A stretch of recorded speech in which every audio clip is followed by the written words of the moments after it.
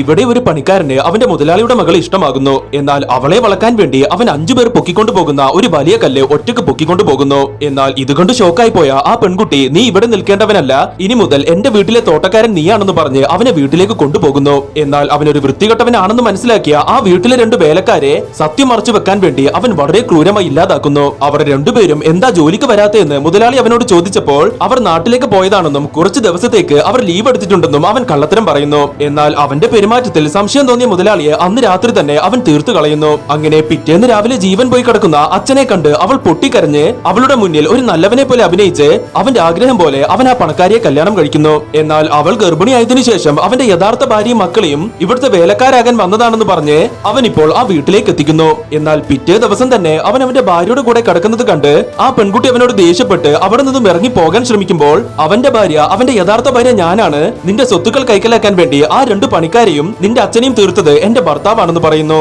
എന്നാൽ ആ പണക്കാരി അവന്റെ ഭാര്യയുടെ കാലിൽ വീണ് അവനെ എനിക്ക് തിരിച്ചു തരണമെന്ന് പറഞ്ഞപ്പോൾ അവന്റെ ഭാര്യ, നിന്റെ സ്വത്തുക്കളെല്ലാം എന്റെ പേരിൽ എഴുതി തന്നാൽ അവനെ ഞാൻ നിനക്ക് വിട്ടുതരാമെന്ന് പറയുന്നു. അത് സത്യമാണെന്ന് കരുതി അവൾ എല്ലാ സ്വത്തുക്കളും അവന്റെ ഭാര്യയുടെ മേലെ എഴുതി കൊടുത്തതും അവളെ ആ വീട്ടിൽ നിന്നും പുറത്താക്കി അവനും അവന്റെ കുടുംബവും അവിടെ സന്തോഷത്തോടെ ജീവിക്കുന്നു.